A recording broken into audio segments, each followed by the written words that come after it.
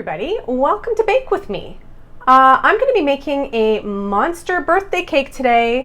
Not only is it a monster cake in that it's going to be a monster head, it's also going to be a monstrously large cake. This is going to be a 3-layer 9-inch cake that I'm going to do a little sculpting, and then it's going to be really all about the icing. I do believe that some sprinkles will be inside as well because the birthday gal has requested that. So I'm just going to dive right in. Just going to start by creaming my unsalted butter, which I have right there, a nice stack of butter.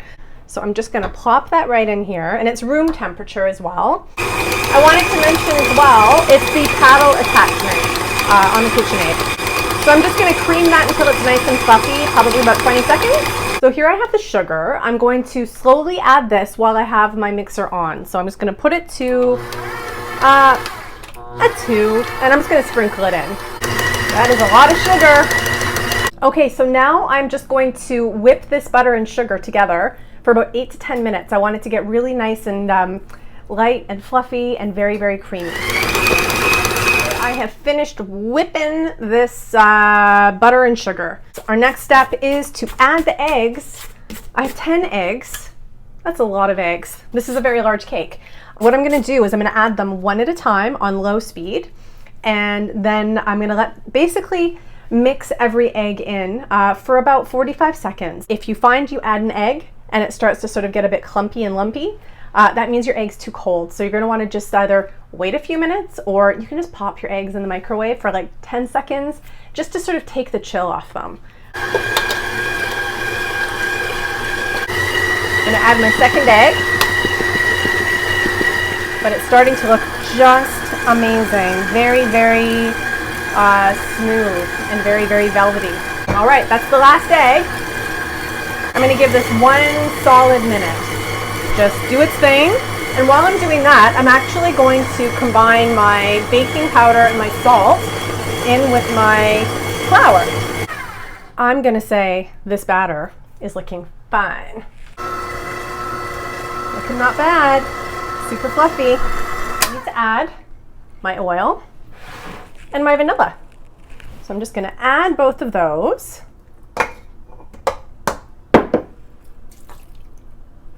All right, just giving that a bit of a mix, just to incorporate it. And it was looking really clumpy for a minute there.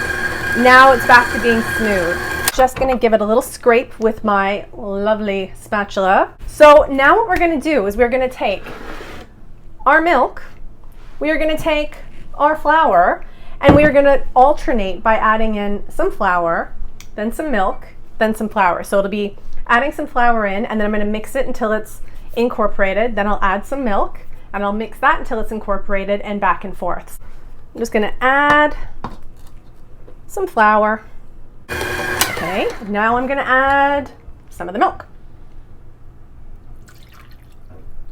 Start it slow so it doesn't blow. Just gonna add the rest of this milk. Wow, that is close to the top. It looks good. All right, I'm just gonna add the rest of this flour now. My bowl, it's a large bowl. My bowl is full to about there. So that's a big, big cake. This is by far the biggest cake I've ever made.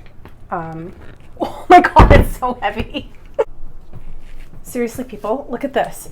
It weighs feels like it weighs 10 pounds. So that brings me to my last step before baking. I need to now divvy this batter in between these 3 9-inch round cake pans. I've sprayed them with cooking spray, and I've lined the bottom with parchment. Here we go. I'm just gonna pour out. Oh, it's so fluffy. It is so fluffy. I don't know that I've ever actually made a cake this fluffy. I'm now ready to put these cakes in the oven. So they're gonna be in there for about 25 to 30 minutes. All right, everybody. I'm back. My cakes came out of the oven. They're very golden and beautiful. I'm gonna say they took about 10 minutes longer than I thought they would. So, excuse me. No. Could be that my oven is old and crummy, pun intended. So what I'm gonna do now, I'm just going to cut the tops off of these cakes, and I really want this to be flat. Oh, that's nice. That is nice looking. And I'm gonna try a bite of this because I can. So now you can see I've got a, you know, much flatter cake than it was before. And the best part is, oh, come on, dude, get out of here. The best part is I'm gonna have these cake tops to make another icebox cake at a later date. So I'm gonna freeze these cake tops and use them for something delicious later. It's just a beautiful, beautiful sponge cake. So that is it for today. I'm gonna be icing this tomorrow because the party is on Sunday. And I don't know, I think the later I ice it, the better. So part 2 will be tomorrow afternoon.